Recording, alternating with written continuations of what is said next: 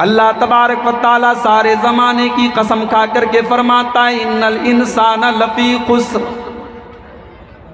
ऐ इंसान तू घाटे में है, तू लॉस में है, तुझे पता भी नहीं है तेरा कैपिटल ख़त्म हो रहा है। तेरी ज़िंदगी का जैसे जैसे हर दिन गुजर रहा है तू अपनी मौत से करीब हो रहा है। तू अपनी ज़िंदगी, तेरी ज़िंदगी के अय्याम कम हो रहे हैं। इसीलिए अल्लाह ने कुरान के 17वें पारे की पहली आयत में फरमाया इक़्तरब लिन्नासि हिसाबुहुम व हुम फी गफ़लतिन मुरिदून। ओ लोगो, तुम्हारे हिसाब का टाइम करीब आ चुका है, तुम्हारे इम्तिहान का टाइम करीब आ चुका है, लेकिन फिर भी तुम गाफिल पड़े हुए हो, फिर भी तुम्हें कोई चिंता नहीं, कोई फिक्र नहीं, कोई टेंशन नहीं।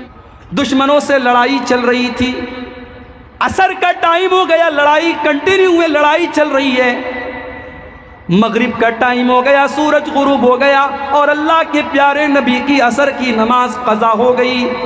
आपने बद्दुआ देते हुए फरमाया मला अल्लाहु बुयूतहुम व कुबूरहुम नारा शगलूना अनिस सलातिल वुस्ता।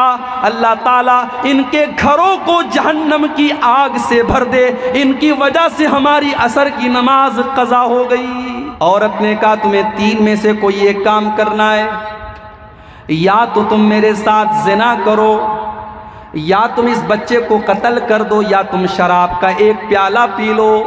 गौर से सुनना मेरे वो भाइयों जो ज़िंदगी में कभी शराब के करीब गए हो, बड़े दर्द के साथ ये वाक़या बयान कर रहा हूँ। उस्मान गनी रज़ी अल्लाह ताला अन्हु कहते हैं उस इंसान ने सोचा कि शराब पीना ये हल्का काम है, चलो मैं शराब पी लेता हूँ। उसने शराब का एक प्याला उठाया, उसने शराब को पिया।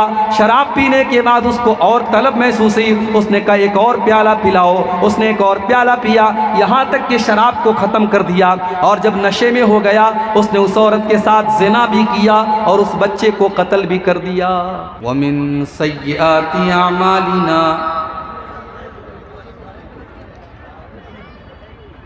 मन यहदिहिल्लाहु फला मुदिल्ल लहु व मन युद्लिल फला हादिय लहु व अशहदु अल्ला इलाहा इल्लल्लाहु वहदहु ला शरीक लहु व अशहदु अन्न मुहम्मदन अब्दुहु व रसूलुहु। या अय्युहल्लज़ीना आमनुत्तक़ुल्लाहा हक़्क़ तुक़ातिही व ला तमूतुन्न इल्ला व अंतुम मुस्लिमून। या अय्युहन्नासुत्तक़ू रब्बकुमुल्लज़ी ख़लक़कुम मिन नफ़्सिन वाहिदह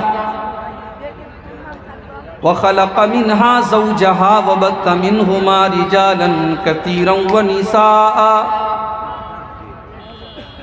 वत्तक़ुल्लाहल्लज़ी तसाअलून बिही वल अरहाम इन्नल्लाहा काना अलैकुम रक़ीबा।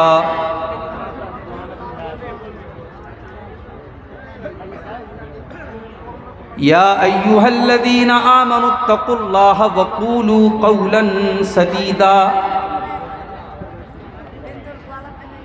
युस्लिह लकुम अअमालकुम व यग़फ़िर लकुम ज़ुनूबकुम व मन युतिइल्लाह व रसूलहु फ़क़द फ़ाज़ फ़ौज़न अज़ीमा।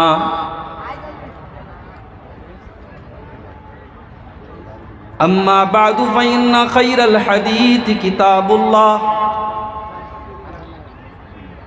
व ख़ैरल हदी हदी मुहम्मदिन सल्लल्लाहु अलैहि वसल्लम व शर्रल उमूरि मुहदसातुहा व कुल्ल मुहदसतिन बिदअह व कुल्ल बिदअतिन ज़लालह व कुल्ल ज़लालतिन फिन्नार।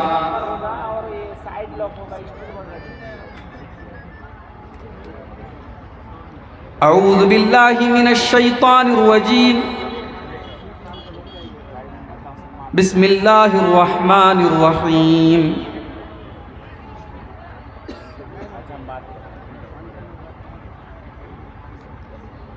वल अस्र इन्नल इंसान लफ़ी खुस्र इल्लल्लज़ीना आमनू व अमिलुस्सालिहाति व तवासौ बिल हक़्क़ि व तवासौ बिस्सब्र।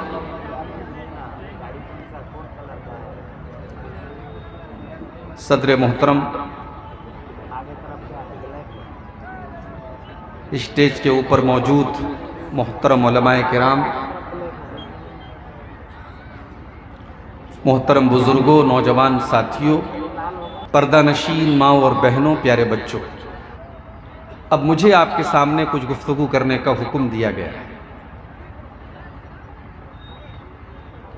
मैंने आपके सामने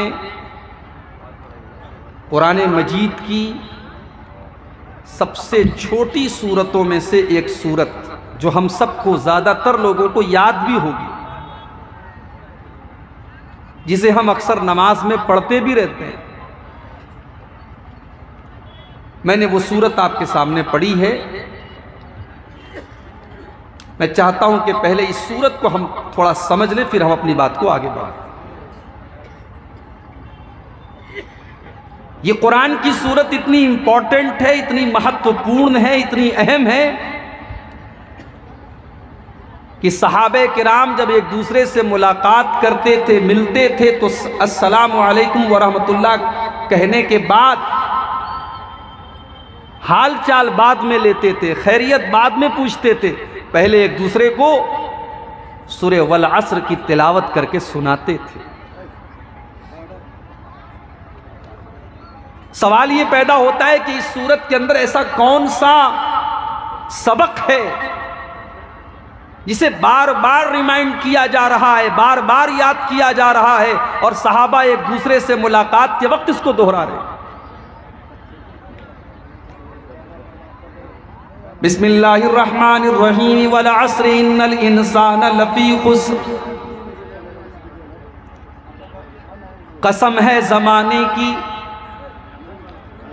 बेशक तमाम के तमाम इंसान घाटे में हैं, खसारे में हैं, लॉस में हैं।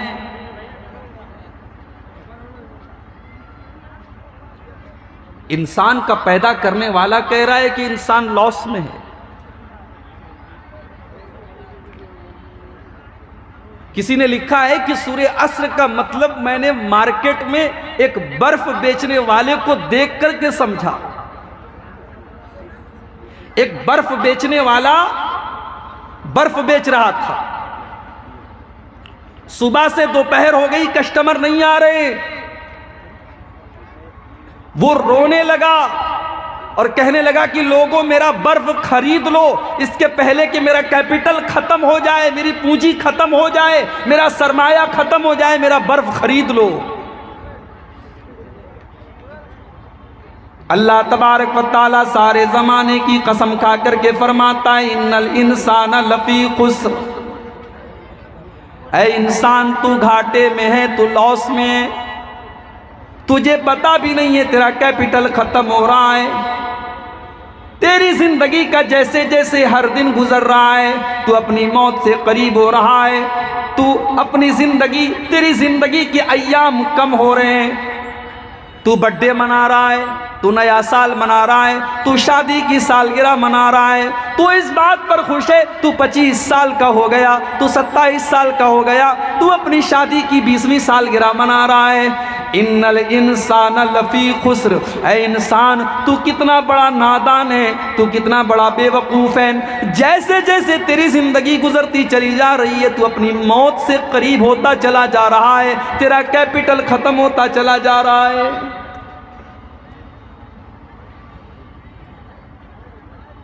नया साल आता है ना, दिसंबर की 31 तारीख को बड़ा जश्न मनाते हैं लोग। सड़कों पर हैप्पी न्यू ईयर लिखा जाता है, होटलों में बुकिंग होती है, डांस होता है, नाच गाना होता है, क्या क्या होता है।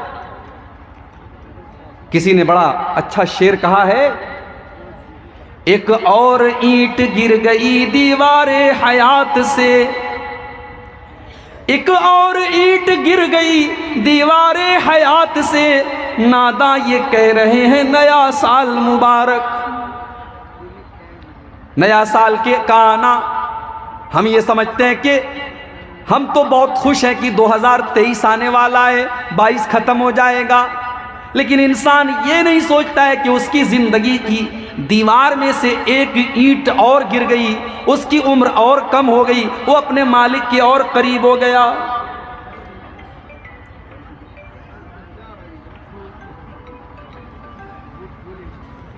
ये मोबाइल में ना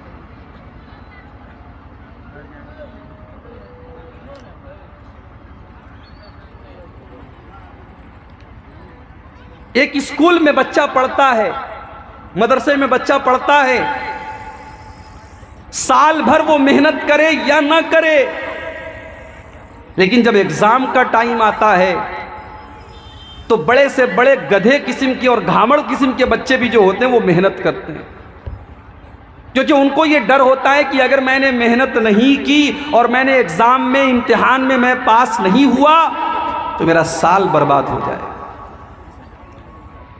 मेरे प्यारे साथियों, तुम दुनिया के इम्तिहान में अगर मेहनत नहीं करोगे तुम्हारा साल बर्बाद हो जाएगा, तुम्हारी पढ़ाई बर्बाद होगी। इसलिए तुम इम्तिहान के आने के पहले मेहनत करते हो।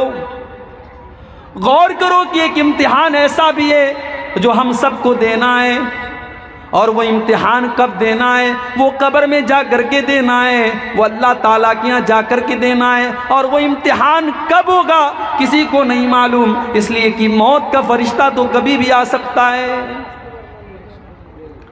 इंसान कितना बड़ा नादान है, वो दुनिया के इम्तिहान के लिए तो मेहनत करने को तैयार है, जबकि उसमें सिर्फ उसका साल बर्बाद होगा, उसकी पढ़ाई बर्बाद होगी। ये तो एक ऐसा इम्तिहान है, अगर इस इम्तिहान में हम नाकाम हो गए, हम फेल हो गए, तो हमारी दुनिया भी बर्बाद हो जाएगी और आखिरत भी बर्बाद हो जाएगी।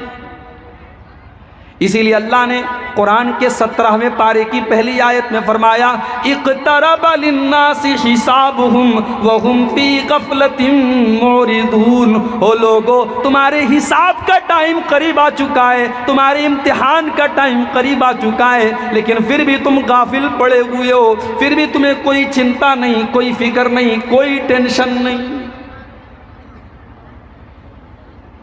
दुनिया में जो सख्त किस्म का टीचर होता है वो बच्चों को इम्तिहान के बारे में कुछ नहीं बताता। बच्चे परेशान होते हैं कि साहब हमें तो पूरी किताब पढ़ना है, टीचर ने कुछ बताया नहीं कि एग्जाम में क्या पूछा जाए। ओ लोगो, हमारा रब तो इतना करीम है, इतना दयालु है, इतना कृपालु है, इतना मेहरबान है। उसने क़यामत के दिन जो पर्चा दिया जाएगा, जो पेपर दिया जाएगा, जो सवाल किया जाएगा, उसने पर्चा तो पहले ही आउट कर दिया है, उसने सवाल तो पहले ही बता दिया है। ला तज़ूलु क़दमा इब्न आदम मिन इंदि रब्बिही यौमल क़ियामा। क़यामत के दिन इंसान अपनी जगह से हिल नहीं सकता जब तक 5 सवालों का जवाब नहीं। 5 सवालों का जवाब दिए बगैर रहीमी साहब भी टल नहीं पाएंगे, अब्दुल साहब भी टल नहीं पाएंगे, मुनव्वर हुसैन साहब भी टल नहीं पाएंगे, भरसिया का एक मामूली आदमी भी टल नहीं पाएगा, पढ़ा लिखा भी नहीं टलेगा, अनपढ़ भी नहीं टलेगा, अमीर भी नहीं टलेगा, गरीब भी नहीं टलेगा। ला तज़ूलु क़दमा इब्न आदम मिन इंदि रब्बिही यौमल क़ियामा। आदम के हर बेटे को जवाब देना पड़ेगा 5 सवालों का। पहला सवाल, अन उम्रिही फ़ीमा अफ़ना। मेरे बंदे, तूने अपनी ज़िंदगी को कहाँ गुजारा? 60 साल की ज़िंदगी मिली थी, 70 साल की ज़िंदगी मिली थी, तूने तो अपने आप, तू तो पैदा नहीं हो गया, तुझे अल्लाह ने पैदा किया। अल्लाह चाहता तुझे माँ के पेट में ख़त्म कर देता, तू क्या कर सकता था? तुझे अल्लाह ने सही सलामत पैदा किया, तेरे दोनों कान बराबर बनाए, तेरी नाक सही बनाई, तेरा चेहरा खूबसूरत बनाया, तेरे बाल अच्छे बनाए, तुझे इंसान बनाया, तुझे फिर ज़िंदगी दी, बचपन दिया, जवानी दी, बुढ़ापा दिया। अन उम्रिही फ़ीमा अफ़ना। पहला सवाल, तूने अपनी ज़िंदगी को कहाँ गुजारा? दूसरा सवाल, व अन शबाबिही फ़ीमा अबला। मेरे बंदे, तूने अपनी जवानी के दौर को कहाँ गुजारा? तू 20 साल से लेकर के 40 साल के दौर में तू क्या करता रहा? शराब पीता रहा, जिना करता रहा, काली पूजा के डांस में जाकर के डांस देखता रहा, क्या करता रहा तू? पूछेगा अल्लाह, बता तूने अपनी जवानी को कहां गुजारा, वान शबाबिही फीमा अबला, तूने अपनी जवानी को कहां गुजारा।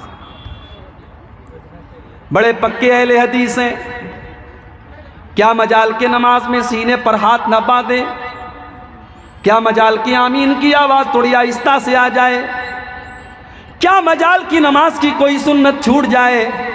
ओ लोगो, तुमने अहले हदीस का मतलब ही नहीं समझा। अहले हदीस सिर्फ नमाज में सीने पर हाथ बांधने वाले को नहीं कहते, अहले हदीस सिर्फ जोर से आमीन कहने वाले को नहीं कहते। अहले हदीस तो उसको कहते हैं जिसका ओढ़ना, जिसका बिछौना, जिसका चलना, जिसका फिरना, जिसकी जिंदगी हदीस के मुताबिक हो जाए, सुन्नत के मुताबिक हो जाए। आज शराब के अड्डों पर तुम नजर आ रहे हो और अपने आप को अहले हदीस कहते हो, शर्म आनी चाहिए। तुमने अपनी जवानी को कहां गुजारा, वान शबाबिही फीमा अबला, तू अपनी जवानी का हिसाब दे मेरे बंदे, तूने अपनी जवानी को कहां गुजारा। इतना बड़ा इलाका है, जरा घर घर जाकर के सर्वे कर लो, हर घर से सर्वे कर लो। मैं बच्चों की बात नहीं कर रहा, मैं बड़ों की बात कर रहा हूं। हर घर से सर्वे कर लो। 18 साल के 5 नौजवान लड़के घर में मौजूद हैं, बड़े अच्छे अच्छे नाम भी हैं उनके, अब्दुल्ला, अब्दुर्रहमान, बड़े अच्छे अच्छे इस्लामी नाम हैं। घरों में जाकर के सर्वे कर लो, पूछो भाइयों क्या तुम मस्जिद में नमाज पढ़ने आते हो? नहीं साहब, थोड़ी कोताही है, जुमा जुमा तो आते हैं, 5 टाइम में नहीं आते हैं। वाह वाह भाई, मेरे भाई, तुम तो नबी के आशिक हो, तुम तो नबी के चाहने वाले हो, तुम तो नबी से प्यार करने वाले हो। अरे तुम कैसे नबी के चाहने वाले हो, तुम नबी के लिए जान देने की बात करते हो, तुम 5 टाइम नमाज में हाजिर होने के लिए तैयार नहीं हो। जिस नबी से तुम प्यार का दावा करते हो, उस नबी को तो नमाज से इतनी मोहब्बत है, इतनी मोहब्बत है, इतनी मोहब्बत है कि अपने आखिरी टाइम भी वो नबी नमाज को नहीं भूले। जब आपकी जुबान से अल्फाज नहीं निकल रहे थे, आपकी जुबान कांप रही थी और आपकी जुबान से अल्फाज नहीं निकल रहे थे, उम्मे हबीबा कहती हैं मैंने कान लगा के सुना कि देखो अल्लाह के प्यारे नबी क्या कह रहे हैं। तो अल्लाह के नबी कह रहे थे अस्सलात अस्सलात वमा मलकत ईमानुकुम, ओ मेरी उम्मत के लोगों, तुम नमाज की पाबंदी करना, तुम नमाज का ख्याल करना, तुम नमाज को मत छोड़ना, किसी हाल में माफ नहीं। अभी एक बीजेपी की किसी एमएलए ने एक फोटो डाल दी साहब, ट्रेन में कुछ हमारे भाई लोग नमाज पढ़ रहे थे, रास्ते में जो ट्रेन में बीच में रास्ता होता है, पैसेज होता है, जमात बना के नमाज पढ़ रहे हैं। बीजेपी के एमएलए ने फोटो डाल दिया कि साहब ये क्या हो रहा है।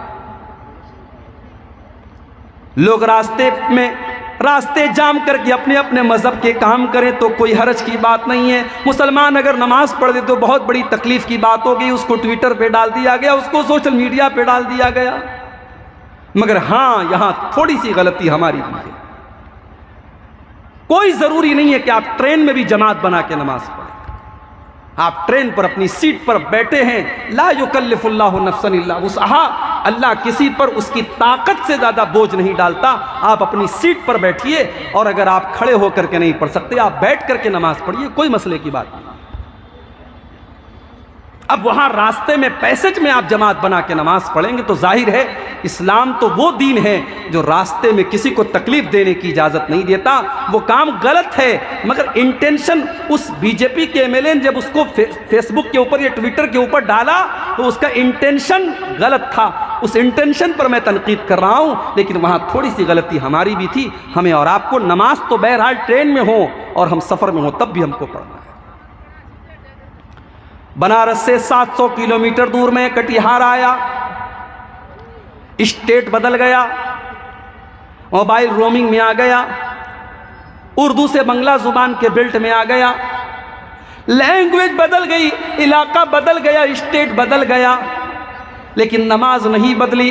हय्या अला सलाह की आवाज़ यहाँ भी आ रही है, और नमाज का टाइम हुआ तो अब्दुल गफ्फार साहब ये कह करके नहीं बच पाएंगे, हम तो अलग एक स्टेट में आए हैं, यहाँ पर हम नमाज क्यों पढ़े। अल्लाह की तरफ से, अल्लाह के कलाम की तरफ से आवाज़ आएगी, इन्ना सलात कानत अलल मोमिनीन किताबम मौकूता, अब्दुल गफ्फार साहब, नमाज तो आपको पढ़नी है और टाइम पर पढ़नी है। ठीक है, आप सफ़र में हैं, 4 रकात वाली नमाज आप 2 रकात पढ़ लीजिए, ज़ोहर की नमाज आप 2 रकात पढ़ लीजिए, असर की नमाज आप 2 रकात पढ़ लीजिए, ऐशा की आप 2 रकात पढ़ लीजिए, और फजर की कितनी पढ़ेंगे? 1 रकात। बोलो भाई। मौली साहब हमको पता नहीं है। इंडिया पाकिस्तान के मैच में विराट कोहली ने कितने रन बनाए ये बराबर पता है, नमाज के मसले नहीं मालूम। सफर में आपको मगरिब की नमाज कितनी पढ़नी है? 3 रकात होती है भाई, उसमें तो 1.5 रकात नहीं पढ़ सकते, ये पढ़ेंगे 1.5 रकात। मगरिब को 3 की 3 ही पढ़नी है, फजर की 2 की 2 ही पढ़नी है। आज हमारे नौजवान मेरे भाइयों नमाज से कितने दूर हैं। ये नमाज किसी हाल में माफ नहीं है। शेख इब्ने बाज से पूछा गया, कोई मुसलमान अगर दुश्मनों की कैद में चला जाए, उसको खंबे से बांध दिया जाए, वो तो हिल भी नहीं सकता, वो तो रुकू भी नहीं कर सकता, वो तो सजदा भी नहीं कर सकता, वो पेशाब कर दे तो धुल नहीं सकता, वो पाखाना कर दे तो धुल नहीं सकता, वो वजू नहीं बना सकता, वो तयम्मुम नहीं कर सकता। शेख साहब, वो इंसान नमाज कैसे पढ़ेगा? शेख इब्ने बाज ने जवाब दिया, जब नमाज का टाइम हो जाएगा, वो उसी हाल में, उसके दोनों हाथ और पैर बंधे हुए, वो उसी हाल में अपनी आंखों के इशारे से तस्बीह करेगा, अपनी आंखों के इशारे से न दुआएं पढ़ेगा, वो अपनी आंखों के इशारे से पूरी नमाज पढ़ेगा। इसलिए कि अल्लाह ने कुरान में फरमाया, फत्तकुल्लाह मस्ततातुम, अल्लाह से डरो जितनी तुम्हारे अंदर ताकत है। वो बेचारा वजू नहीं कर सकता, वो तयम्मुम नहीं कर सकता, वो रुकू नहीं कर सकता, वो सजदा नहीं कर सकता, वो जिस हाल में उसी हाल में नमाज पढ़ेगा। माफ नहीं है ये नमाज, हमारे ऊपर माफ है। हमारी दुकान है मार्केट में, बगल में मस्जिद है, अजान की आवाज आ रही है, हम दुकान छोड़ करके नमाज पढ़ने के लिए तैयार नहीं। मेरे प्यारे साथियों, अपनी दुकान से कह दो, अपने काम से कह दो कि नमाज का टाइम है। नमाज से मत कहो कि मेरी दुकान का टाइम है। रिजालुल्ला तुलहीहिम तिजारतुम वला बैउन ज़िक्रिल्लाह। अल्लाह के नेक बंदे, अल्लाह के मोमिन बंदे नमाज की वजह से, अपने काम की वजह से कभी नमाज को नहीं छोड़ते, वो नमाज की वजह से अपने काम को छोड़ देते हैं।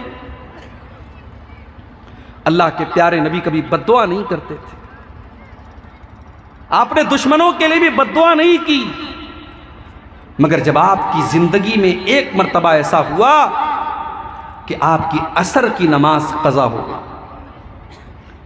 जंगे खंदक का मौका था, दुश्मनों से लड़ाई चल रही थी, असर का टाइम हो गया, लड़ाई कंटिन्यू है, लड़ाई चल रही है। मगरिब का टाइम हो गया, सूरज गुरूब हो गया और अल्लाह के प्यारे नबी की असर की नमाज कज़ा हो गई। आपने बद्दुआ देते हुए फरमाया, मला अल्लाहु बुयूतहुम व कुबूरहुम नारा शगलूना अनिस सलातिल वुस्ता। अल्लाह ताला इनके घरों को जहन्नम की आग से भर दे, इनकी वजह से हमारी असर की नमाज कज़ा हो गई। इतनी मोहब्बत थी अल्लाह के नबी को नमाज।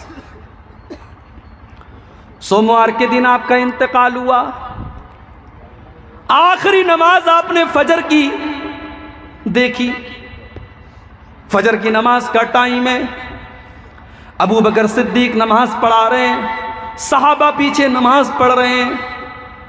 अल्लाह के प्यारे नबी की तबीयत कुछ बेहतर महसूस हुई, आप खड़े हुए, हुजरे आयशा का पर्दा हटाया, सामने सफ़े लगी हुई हैं, सहाबा नमाज पढ़ रहे हैं।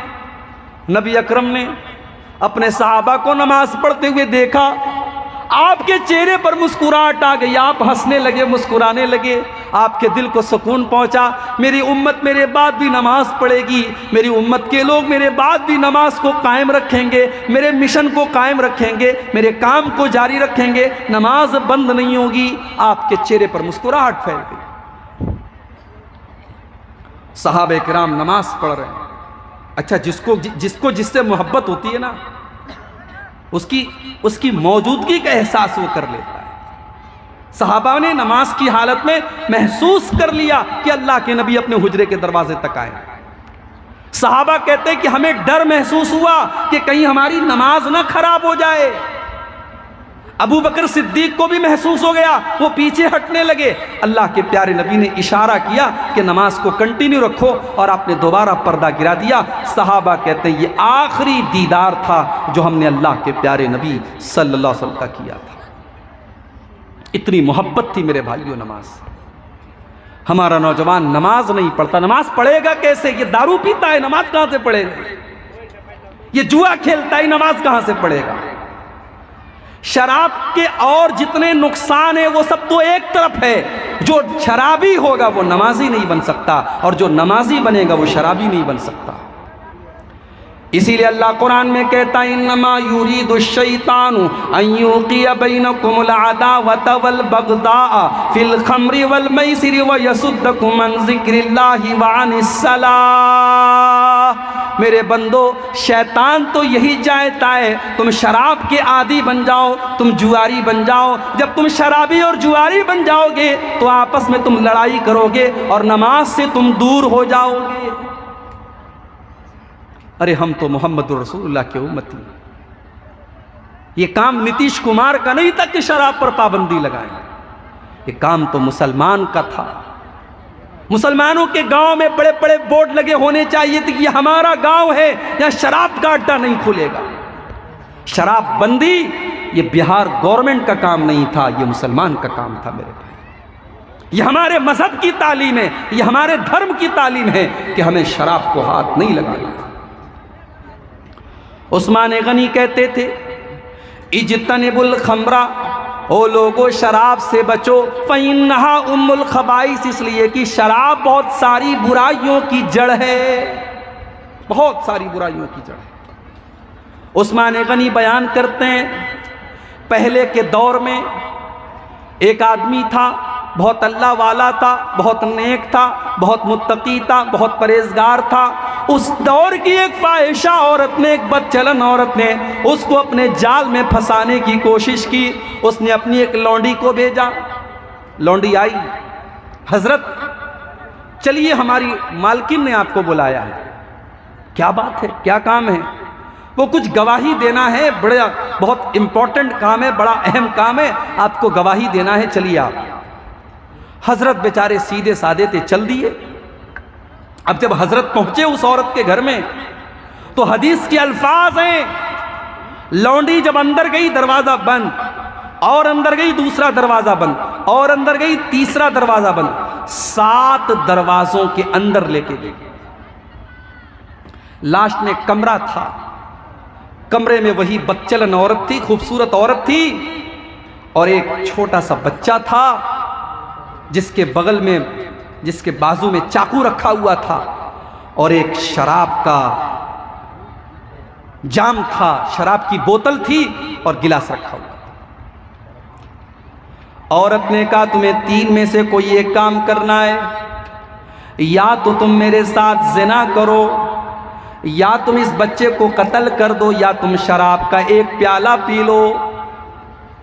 उसने सोचा जिना तो बहुत बड़ा गुनाह है, बच्चे को कत्ल करना उससे बड़ा भी गुनाह है, इससे आसान काम यह है कि मैं शराब पी लेता हूं। गौर से सुनना मेरे वो भाइयों जो जिंदगी में कभी शराब के करीब गए हो, बड़े दर्द के साथ ये वाकया बयान कर रहा हूँ। उस्मान गनी रज़ी अल्लाह ताला अन्हु कहते हैं उस इंसान ने सोचा कि शराब पीना ये हल्का काम है, चलो मैं शराब पी लेता हूँ। उसने शराब का एक प्याला उठाया, उसने शराब को पिया। शराब पीने के बाद उसको और तलब महसूस हुई, उसने कहा एक और प्याला पिलाओ। उसने एक और प्याला पिया, यहाँ तक कि शराब को ख़त्म कर दिया। और जब नशे में हो गया उसने उस औरत के साथ ज़िना भी किया और उस बच्चे को कत्ल भी कर दिया।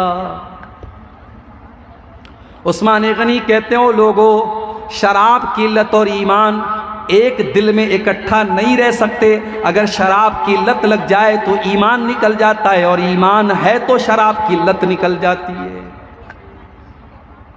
यहां इस मजलिस में अगर कोई हमारा भाई बैठा हो जिसको अल्लाह ने इस बुरी आदत में इस बुरी आदत में वो मुब्तला हो गया हो कि मैं अल्लाह से दिल के साथ, और तहज्जुद का ये टाइम है, रात का टाइम है, मैं दुआ करता हूँ अल्लाह उसको इस गंदी आदत से बचा ले। मेरे भाइयों, ये वो आदत है जिसको अल्लाह के प्यारे नबी ने फरमाया उम्मुल खबाइस, तमाम बुराइयों की जड़ है, तमाम गंदगियों की माँ है। और आपने अगर जवानी के दौर में शराब पी है तो आपको इस जवानी का हिसाब देना है कल क़यामत के दिन। अल्लाह के प्यारे नबी कहते हैं क़यामत के दिन दूसरा सवाल किया जाएगा, वान शबाबिही फी माबला, तूने अपनी जवानी को कहाँ गुजारा। तीसरा सवाल, वान मालिही मिन ऐन इक्तसबहू, तूने माल कहाँ से कमाया। तू ब्याज का काम करता था, तू जुआ खेलता था, तू लॉटरी खेलता था, तू हराम तरीके से पैसा कमाता था या बिजनेस करके हलाल तरीके से पैसा कमाता था। तू अच्छा मकान बना ले, तू बेहतरीन घर बना ले, तू करोड़ों की गाड़ी खरीद ले, इस्लाम को कोई एतराज़ नहीं है, अल्लाह और उसके रसूल को कोई एतराज़ नहीं है। लेकिन तूने हराम की कमाई का एक पैसा भी अगर अपने घर में तू लेकर के आया तो अल्लाह को हिसाब देना पड़ेगा। मिन ऐन इक्तसबहू, तूने माल कहाँ से कमाया। आज ये मसला भी हमारे नौजवान के साथ, 10,000 का मोबाइल उसके पास है, अब उसके दोस्त ने आईफोन खरीद लिया, 1 लाख 1.5 लाख रुपए का आईफोन खरीद लिया। एक साहब मुझसे कहने लगे, अरे शेख साहब आप इतने बड़े मुकर्रिर हैं, जलसों में जाते हैं, आपको तो आईफोन लेना चाहिए। मैंने कहा भाई साहब मोबाइल उतना ही महंगा लो कि कभी खो जाए तो हार्ट अटैक ना हो। आईफोन अगर किसी के पास है और अल्लाह ना करे कभी चोरी हो जाए तो बेचारा, हम लोगों का मोबाइल अगर खो जाए तो चलो 10,000 गया और आईफोन चला गया तो 1 लाख 1.5 लाख चला गया। मैंने कहा इतना बड़ा रिस्क मैं नहीं ले सकता। तो आईफोन, अब दोस्त ने आईफोन खरीद लिया, अब आपका दिल देख करके मचल रहा है। अब आपने कहा यार क्या करें, चलो जुए में लगा देते हैं, 10,000 रुपया लगा देते, हो सकता है हम 1 लाख रुपया कमा ले और हम भी आईफोन खरीद लें। 10,000 रुपया आपने लगाया और जुए में आप हार गए। आपको और अच्छा, जुआ एक ऐसी चीज़ है, आपने 10,000 लगाया और हार गए तो यहाँ पर मामला रुकेगा नहीं, आप 10,000 और लाएंगे, घर के सामान बेच कर लाएंगे, बीवी का जेवर बेच करके लाएंगे, घर की ज़रूरी चीज़ें बेच करके। जुए की लत एक ऐसी लत होती है कि जैसे जैसे आप आगे बढ़ेंगे वो दलदल की तरह उसमें धंसते चले जाएंगे। मेरे प्यारे साथियों, इस कमाई का हिसाब भी अल्लाह के आपको देना पड़ेगा। वअन मालिही मिन ऐन इक्तसबहू, माल आपने कहाँ से कमाया।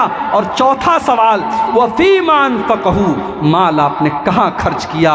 और 5वां सवाल होगा, वमाज़ा अमिल फ़ीमा अलिमा, मेरे बंदे तूने जो मालूमात हासिल की, तूने जो इल्म हासिल किया, जलसा चल रहा था, बड़े बड़े उलमा तकरीर करने आए थे, रात को 3 बजे तक तूने तकरीरें सुनी थी, तूने उस तकरीर के ऊपर कितना अमल किया था, तूने जो इल्म हासिल किया उस इल्म के ऊपर तूने अमल कितना किया, इसका भी तुझको हिसाब अल्लाह के यहाँ देना पड़ेगा। इसीलिए हमारे बहुत सारे भाई कहते हैं साहब हम जलसे में नहीं जाएंगे, हम दीन का इल्म सीखेंगे ही नहीं, जितना सीखेंगे उतना हिसाब देना पड़ेगा। मेरे भाइयों, ये दूसरी गुमराही है। इल्म दीन सीखना फ़र्ज़ है आपके ऊपर। अल्लाह के यहाँ आप ये कह करके नहीं बच सकते कि हम तो सीमांचल में पैदा हुए थे, कटिहार में पैदा हुए थे, हमारे इलाके में बड़े छोटे छोटे मदरसे थे, बहुत बड़ा इदारा नहीं था, हम ज़्यादा तालीम हासिल नहीं कर पाए। दीन का जो बेसिक इल्म है, दीन का जो ज़रूरी इल्म है, वो कटिहार और सीमांचल के मुसलमान से भी पूछा जाएगा और यूपी के मुसलमान से भी पूछा जाएगा और दुनिया के हर मुसलमान से और हर मोमिन को कब्र के अंदर सवाल का जवाब देना पड़ेगा। तेरा रब कौन है, तेरा दीन क्या है और तेरे नबी कौन है, इन 3 सवालों का जवाब हम सबको देना है मेरे प्यारे साहब। अब आ जाइए सूरह अस्र की तरफ। वल अस्र इन्नल इंसान लफी खुस्र, कसम है ज़माने की बेशक सारे के सारे इंसान घाटे में। इल्लल्लज़ीना आमनू व अमिलुस्सालिहाति व तवासौ बिल हक़्क़ि व तवासौ बिस्सब्र। 4 चीज़ें अपने अंदर पैदा कर लो, तुम घाटे में नहीं रहोगे, तुम लॉस में नहीं रहोगे, तुम प्रॉफिट में रहोगे, तुम फायदे में रहोगे। 4 चीज़ें बस अपने अंदर पैदा कर लो। इल्लल्लज़ीना आमनू, तुम ईमान वाले बन जाओ। ईमान वाला किसको कहते हैं? ईमान वाला उसको कहते हैं जो मरते मर जाए मगर शिर्क ना करे, जो अपने माथे को गैरुल्लाह के दर पर न झुकाए, जो रब कहे तो अल्लाह को कहे, जो मुश्किल कुशा कहे तो अल्लाह को कहे, जो दस्तगीर कहे तो अल्लाह को कहे, जो गरीब नवाज कहे तो अल्लाह को कहे, जो गौस आज़म कहे तो अल्लाह को कहे, जो कुर्बानी करे तो अल्लाह के नाम की करे, जो कसम खाए तो अल्लाह के नाम की खाए, जो भरोसा करे तो अल्लाह की ज़ात पर करे, जो डरे तो अल्लाह की ज़ात से डरे। ईमान इसको कहते हैं। आजकल का ईमान तो दिवाली की मिठाई में बिक जाता है। दिवाली का त्योहार है, मुसलमान की दुकान मार्केट में है, बड़ा सा बैनर लगा लिया, तमाम भाइयों को दीपावली मुबारक हो, माँ लक्ष्मी आपकी के ऊपर अपनी कृपा करे। अरे तेरी माँ लक्ष्मी कब से हो गई रे? मुसलमान इस कदर गिर गया, भाईचारा और सद्भाव के नाम पर तूने अपने दीन और अपने ईमान को से कॉम्प्रोमाइज कर लिया। अब यह मसला एक अलग है कि दिवाली की मिठाई कोई गैर मुस्लिम भाई आपको देता है तो खा सकते हैं कि नहीं खा सकते। कुछ उलमा का कहना है कि खा सकते हैं, कुछ उलमा का कहना है कि अगर उस दिवाली की मिठाई पर पूजा पाठ नहीं हुई है आप खा सकते हैं, क्योंकि ऐसी रिवायतें मिलती हैं कि सहाबा ने मजूसियों के त्यौहार पर जो मीठा आता था उसको खाया है। लेकिन उलमा की दूसरी जमात और ज़्यादातर उलमा का यही कहना है कि वो रिवायतें ज़ईफ़ हैं। और दूसरी बात ये कि दीपावली त्यौहार क्यों मनाया जाता है भाई? हमारे हिंदू भाइयों के यहाँ ये अकीदा है कि उसी दिन श्री रामचंद्र जी अपना वनवास पूरा करके अयोध्या आए थे और उसकी खुशी में पूरी अयोध्या को सजाया गया था और उस मौके पर पूजा हुई थी। उसी पूजा की यादगार में दीपावली मनाई जाती है। तो गोया के अल्लाह के साथ शिर्क हुआ और शिर्क की खुशी वो मना रहे हैं। और हम जब ये कह रहे हैं कि साहब आपको ये त्यौहार मुबारक हो, तो गोया हम दूसरे अल्फाज में ये कह रहे हैं कि आप अल्लाह के साथ शिर्क कर रहे हैं, ये शिर्क आपको मुबारक हो। हमारे बाप को कोई बुरा भला कहे और आकर के हमको शादी में इनवाइट करे तो हम कहेंगे तू मेरे बाप को बुरा भला कहता और हम तेरी शादी में जाएंगे? नहीं जाएंगे हम तेरी शादी में। और कोई हमारे रब के साथ शिर्क करे, अरे हमें तो हमदर्दी होनी चाहिए उसके साथ, उसको समझाने की कोशिश करनी चाहिए। हम बैठ करके उसके साथ मिठाई खाएंगे तो उसको कैसे इससे रोकेंगे मेरे भाई? इसलिए उलमा की अक्सरियत कहती है कि दिवाली के मौके पर आप मिठाई खाने से परहेज़ करें और ये मुबारकबाद देना और इस तरीके के बोर्ड लिखना कि माँ लक्ष्मी आपके ऊपर कृपा करे, मेरे भाइयों ये तो इंसान को शिर्क और कुफ्र तक लेके जाने वाली चीज़ है। और कुरान की वो सूरत आप याद कीजिए, अल्लाह के नबी के पास मक्का के कुछ मुशरिकीन आए, अय मोहम्मद चलो हम एक सौदा कर लेते हैं, एक कॉम्प्रोमाइज़ कर लेते हैं, तुम एक दिन हमारे 360 बुतों की इबादत कर लो, हम एक दिन तुम्हारे अल्लाह की इबादत कर लेते हैं, तुम एक दिन हमारे माबूदों की इबादत करो, एक दिन हम तुम्हारे अल्लाह को मान लेते हैं। अल्लाह के नबी ने क्या जवाब दिया? आपने जवाब दिया कुल या अय्युहल काफिरून ला आबुदु मा ताबुदून वला अंतुम आबिदून मा आबुद वला अना आबिदुम मा अबदतुम वला अंतुम आबिदून मा आबुद लकुम दीनुकुम वलियदीन। ऐ नबी आप कह दीजिए, ऐ काफिरो, ऐ अल्लाह को ना मानने वालों, जिसकी तुम इबादत करते हो उसकी मैं नहीं कर सकता और जिसकी मैं करता हूँ उसकी तुम नहीं कर सकते। न तो तुम जिसकी तुम पूजा करते हो न तो मैं उसकी इबादत कर सकता हूँ और न जिसकी मैं इबादत करता हूँ न तुम उसकी इबादत कर सकते हो। लकुम दीनुकुम वलिय दीन, तुम अपने दीन पर चलो, हम अपने दीन पर चलेंगे, हमारे तुम्हारे बीच में इस पर कोई समझौता नहीं हो सकता। ईमान इसको कहते हैं मेरे भाई, ईमान से कोई कॉम्प्रोमाइज नहीं करना है। एक मुसलमान बेचारा गरीब है, मजदूरी करके खाता है, उसके पास अच्छा मकान भी नहीं है, उसके पास धन दौलत भी नहीं है, लेकिन अल्लाह की कसम कल क़यामत के दिन वो उस अरबपति से बेहतर होगा जो तौहीद के बगैर दुनिया से गया है, जो ईमान के बगैर दुनिया से गया है। अल्लाह ने फरमाया इन्नल्लज़ीना कफ़रू व मातू व हुम कुफ़्फ़ारुन फ़लन युक़बल मिन अहदिहिम मिल्उल अर्ज़ि ज़हबा।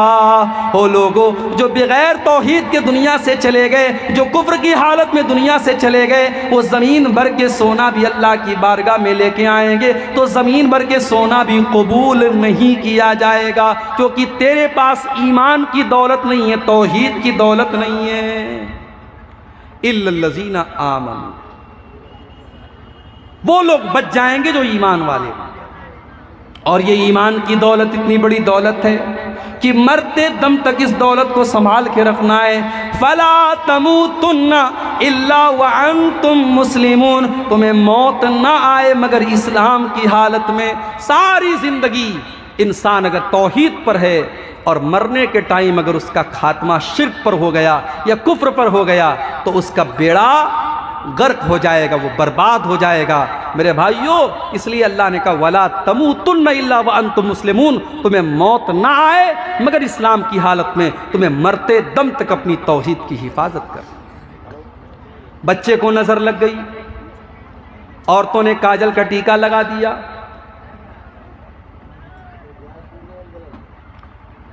अब ये बीच में एक सवाल आ गया है अकीका कितने दिनों से कितने दिनों तक में दे सकते हैं। पहली बात तो ये कि अकीका दिया नहीं जाता, अकीका किया जाता है। हमारे यहाँ उर्दू में बोलते हैं अकीका करना, और आपके यहाँ अकीका देना बोलते हैं, तो देना नहीं होता, अकीका किया जाता है। और अकीका का जो असल टाइम है वो 7वां दिन है, जो सुन्नत है। अल्लाह के रसूल की हदीस है कि बच्चा अपने अकीका की वजह से गिरवी रहता है। अगर माँ बाप को ताकत है और अकीका नहीं कर रहे, गुनहगार होंगे। ताकत नहीं है अलग बात है, ताकत है, पैसा है, लेकिन फिर भी अकीका नहीं कर रहे, गुनहगार होंगे। अगर कोई मजबूरी ना हो तो 7वें दिन कर लेना चाहिए। अगर 7वें दिन किसी वजह से नहीं कर पाए, कभी कभी ऐसा होता है ऑपरेशन से डिलीवरी हुई, अभी बीवी बच्चा अस्पताल में है, अब आदमी सोचता है यार अकीका करेंगे तो बड़ा हड़बड़ हो जाएगा, तो चलो हॉस्पिटल से छुट्टी हो गई, 10 दिन हो गया, 12 दिन हो गया, 7वें दिन के बाद आप कभी भी कर सकते हैं। एक हदीस में आया है कि अगर 7वें दिन नहीं हो पाया तो 14वें दिन करो, 14वें दिन नहीं हुआ तो 21वें दिन करो, मगर वो हदीस सही नहीं है। अगर 7वें दिन आप नहीं कर पाए तो उसके बाद कभी भी कर सकते हैं, कोई मसले की बात नहीं है। लेकिन सबसे अफजल ये है, सबसे बेहतर ये है कि 7वें दिन किया जाए। और जब आप अकीका करेंगे तो उसी दिन बच्चे का बाल भी मुंडन करवा दीजिए, बच्चे का बाल मुड़वा दीजिए, और बच्चे के बाल के वजन के बराबर, जाहिर है बच्चे का बाल कितना होगा, 1-1.5 किलो होगा, ज़्यादा है कि नहीं, तो उस बच्चे के बाल के बराबर चांदी आपको सदका करना है, जो भी है उसका 10 ग्राम, 20 ग्राम, 50 ग्राम, जो भी वजन हो, उस बाल के वजन के बराबर आपको चांदी अल्लाह की राह में सदका करना है। ये भी सुन्नत है अल्लाह के रसूल। अब इसी पर एक मसला और बता दूं, बच्चे के कान में अजान देने वाला मसला, ये भी बहुत पूछा जाता है। बच्चे के कान में अजान देने के बारे में कोई सही हदीस तो नहीं है, जो हदीस है वो ज़ईफ है, कोई सही हदीस नहीं है। लेकिन अगर कोई बच्चे के कान में अजान देता है और ये सोच करके देता है कि मुसलमान के घर में बच्चा पैदा हुआ है, और पहली आवाज़ हम ये चाहते हैं कि बच्चे के कान में अल्लाह की तौहीद की पड़े, उसके रसूल की रिसालत की पड़े, और इस इंटेंशन के साथ, इस नीयत के साथ अगर बच्चे के कान में कोई अजान देता है तो कोई हर्ज की बात नहीं है, दे सकता है, देना चाहिए। लेकिन सिर्फ एक कान में अजान दे दो काफ़ी है।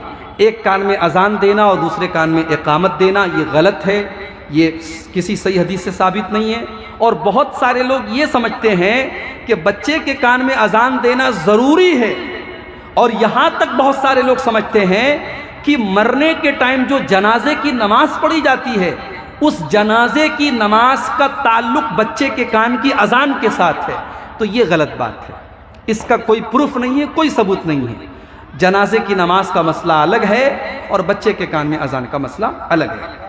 तो बात मैं कुछ और कर रहा था, ये बीच में सवाल आ गया मैं ये कह रहा था कि ईमान इतनी कीमती चीज़ है कि मरते दम तक आपको अपने ईमान की हिफाजत करनी है। वला तमूतुन्न इल्ला व अंतुम मुस्लिमून, तुम्हें मौत ना आए मगर इस्लाम की हालत। अल्लाह के नबी के चचा अबू तालिब अल्लाह के नबी से बहुत प्यार करते थे, बहुत मोहब्बत करते थे, मुश्किल वक्त में साथ देते थे। अबू तालिब के इंतकाल का टाइम आया। बुखारी के अल्फाज हैं, अल्लाह के प्यारे नबी अपने चचा के पास पहुंचे। वहां पे दो गुरु घंटाल भी बैठे थे, अबू लहब भी बैठा था, अबू जहल भी बैठा था और अब्दुल्ला बिन अबी उमैया भी बैठा था। दो काफिर और मुशरिक भी बैठे थे। अल्लाह के नबी ने फरमाया, ऐ मेरे चचा, आप एक मर्तबा ला इलाहा इल्लल्लाह पढ़ दीजिए। मैं अल्लाह के यहाँ इस कलमे की वजह से आपके लिए बहस करूंगा और आप जन्नत में चले जाएंगे अगर आपका खात्मा तौहीद पर हो जाएगा।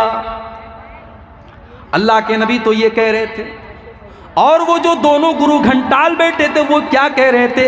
वो कह रहे थे, या अबा तालिब अतरगबु अन मिल्लत अब्दुल मुत्तलिब, ऐ अबू तालिब, क्या तुम अपने बाप दादा के तरीके को छोड़ दोगे? देखो, बाप दादा के नाम की धमकी देना ये बड़ा पुराना काम है। आज भी किसी को कोई अच्छी बात बताओ तो क्या कहता है? अरे बाप दादा तो ऐसा करते थे, बाप दादा तो वैसा करते थे। बाप दादा कोई दलील नहीं है शरीयत में। अगर बाप दादा कोई काम गलत करते थे तो आप उसको दलील मत बनाइए, आप उस पर अमल कीजिए जो सही है, जो कुरान से साबित है, जो हदीस से साबित है। बाप दादा जहेज देते थे, आप भी जहेज देंगे। बाप दादा बारात लेके जाते थे, आप भी बारात लेके जाएंगे। बाप दादा आपके अगर आप देखेंगे तो 4-5 नस्ल पीछे हो सकता है आपके बाप दादा गैर मुस्लिम रहे हो, उनका नाम नथुराम रहा हो, उसका नाम कोई गैर मुस्लिम नाम रहा हो, तो क्या आप उनके तरीके पर चलेंगे?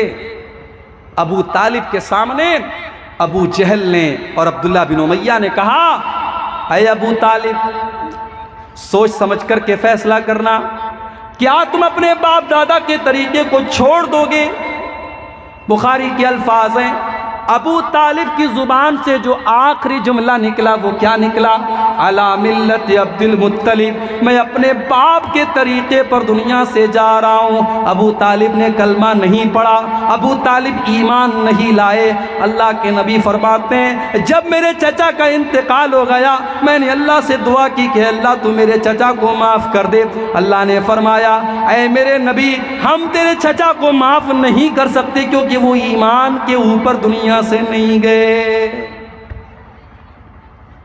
कितनी बड़ी बात है। अल्लाह ने हम सबको ईमान वाला बनाया है। अरे फटीचर हैं, फटेहाल है, गरीब है, कमजोर है, कुछ नहीं हमारे पास, अगर ईमान है तो हमसे बड़ा कोई दौलत वाला नहीं है। अपने ईमान की हिफाजत करो मेरे भाई। ये ईमान इतनी बड़ी चीज है। सही मुस्लिम के अल्फाज हैं, अल्लाह के नबी अपनी माँ की कब्र पर जाते हैं, सहाबा भी आपके साथ में। माँ की कब्र पे जाने के बाद जब आप अपनी माँ की कब्र पे जाते हैं, 6 साल की उम्र में आपने माँ को खो दिया था। माँ का प्यार आपको याद आता है, माँ की ममता आपको याद आती है। आप तो पैदा हुए थे, बाप का साया भी नहीं था, और 6 साल की उम्र में अल्लाह ने आपकी माँ को भी उठा लिया था। आप तो यतीम थे, और यतीम का दर्द आपसे बेहतर कौन समझ सकता था। आप अपनी माँ की कब्र पे जब गए, माँ को याद किया, बचपन का ज़माना याद आया, माँ की ममता याद आई, माँ का प्यार याद आया, आपका दिल भर आया, आपकी आंखों से आंसू बहने लगे, आप रोने लगे, और आपके सहाबा भी आपको रोता हुआ देख करके रोने लगे। फिर आपने रोते रोते अपने सहाबा से फरमाया, ऐ मेरे सहाबा, मैंने अपने अल्लाह से इजाज़त मांगी थी कि मैं अपनी माँ के लिए मग़फ़िरत की दुआ करना चाहता हूँ। अल्लाह ने मुझे अपनी माँ के लिए मग़फ़िरत की दुआ करने की इजाज़त नहीं दी। सोच लो, अगर हमारी माँ मुसलमान है और हमारा बाप मुसलमान है और हमारी माँ दुनिया से इस्लाम की हालत में जाती है, तो कम से कम हम जब दुआ के लिए हाथ उठाते हैं तो कम से कम हम ये दुआ तो कर सकते हैं, रब्बिरहमहुमा कमा रब्बयानी सगीरा, परवरदिगारा तू मेरे माँ बाप पर रहम फरमा जिस तरह बचपन में उन्होंने मुझे पाला है।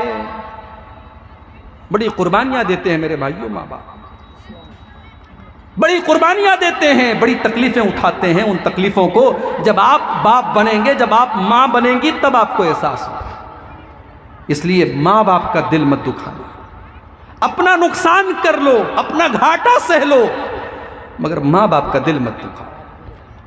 तुमने दुनिया में माँ बाप की आंखों में अगर आंसू लाए, तुमने माँ बाप को अगर रुलाया, अल्लाह के प्यारे नबी फरमाते हैं इसनान युअज्जिलुहुम अल्लाहु फिद दुनिया, दो गुना ऐसे हैं जिनकी सजा अल्लाह ताला दुनिया ही के अंदर दे देता है। अल बग़यु, किसी के ऊपर जुल्म और अत्याचार करना, वो उकूकुल वालिदैन, और वालिदैन को सताना, वालिदैन से रिश्ता तोड़ना, वालिदैन का दिल दुखाना। कभी भी माँ बाप का दिल मत दुखाओ। तो अल्लाह के नबी अपनी माँ के लिए मग़फ़िरत की दुआ नहीं कर सकते, क्यों? क्योंकि माँ के पास ईमान नहीं था। मेरे भाइयों, अगर हमारी माँ ईमान वाली है, हमारा बाप ईमान वाला है, कम से कम अल्लाह ने हमको खुश नसीब बनाया कि हम अपनी माँ बाप के लिए दुआ कर सकते हैं। तो अल्लाह ने फरमाया इल्लल्लज़ीना आमनू व अमिलुस सालिहात, ईमान वाले बन जाओ और नेक अमल करने वाले बन जाओ। नेक अमल किसको कहते हैं? चिट्ठी आ चुकी है, वक्त खत्म हो चुका है, आखिरी के मिनट आपके सामने हैं। नेक अमल किसको कहते हैं? नेक अमल उसको कहते हैं जिसके अंदर दो कंडीशन पाई जाए। एक कंडीशन कि आपका अमल सिर्फ अल्लाह के लिए हो। अगर आप नमाज पढ़ते हैं इसलिए कि मोहल्ले वाले आपको नमाजी कहें तो माफ़ कीजिए, ये नेक अमल नहीं है। नमाज आप पढ़ें अल्लाह के लिए, रोज़ा रखें अल्लाह के लिए, हज करें अल्लाह के लिए, तो नेक अमल की पहली कंडीशन वो खालिस अल्लाह के लिए हो। और नेक अमल की दूसरी कंडीशन ये है कि वो सुन्नत के मुताबिक हो। अगर सुन्नत के मुताबिक नहीं है तो देखने में जितना भी अच्छा लग रहा हो वो नेक अमल नहीं है। तो ईमान वाले बन जाओ, नेक अमल करने वाले बन जाओ। वअमिलुस्सालिहाति वतवासौ बिलहक़्क़ि, और हक बात की एक दूसरे को तबलीग करो, दावत करो, नसीहत करो। अगर आप नमाजी हैं, आपका पड़ोसी नमाज नहीं पढ़ रहा है, किसी दिन पड़ोसी को चाय पिला दीजिए। मेरे भाई नमाज पढ़ा करो, कम से कम वो 1 मिनट के लिए सोचेगा कि इसने मुझे चाय पिलाई है, मेरा पड़ोसी है, मुझे नमाज के लिए कह रहा है, चलो मैं भी नमाज पढ़ लेता हूँ। और अगर आपके कहने से आपका पड़ोसी नमाज पढ़ने लगा तो उसको तो नमाज का सवाब मिलेगा ही मिलेगा। वो जितनी नमाजें पढ़ेगा उतना सवाब आपको भी मिलता चला जाएगा। वतवासौ बिलहक़्क़ि, हक बात की वसीयत करते चले जाओ। जिस तरीके से आप अच्छी बात दूसरों को बताएंगे उसका सवाब मिलेगा, और गंदी और गलत बात दूसरे को शेयर करेंगे।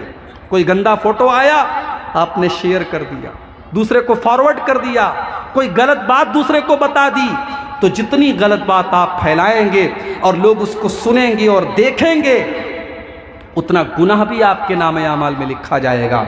वतवासौ बिस्सब्री, और अगर आप घाटे से बचना चाहते हैं, नुकसान से बचना चाहते हैं, तो चौथी चीज़ ये है कि आप जब इस्लाम के ऊपर अमल करेंगे, शरीयत के ऊपर अमल करेंगे, तो कदम कदम पर मुसीबतें आएंगी, तकलीफ़ें आएंगी, परेशानियां आएंगी, वहाँ पर आपको सब्र करना पड़ेगा। सब्र का दामन थामे रखिए। ये 4 चीज़ें अगर आप अपने अंदर पैदा कर लें, अल्लाह फरमा रहा है कि सारे इंसान घाटे में हैं, मगर ये 4 चीज़ें जिसके अंदर पाई जाएं वो घाटे में नहीं है। अल्लाह से दुआ है ये चारों चीज़ें हम सबको अपने अंदर पैदा करने की तौफीक अता फरमाए।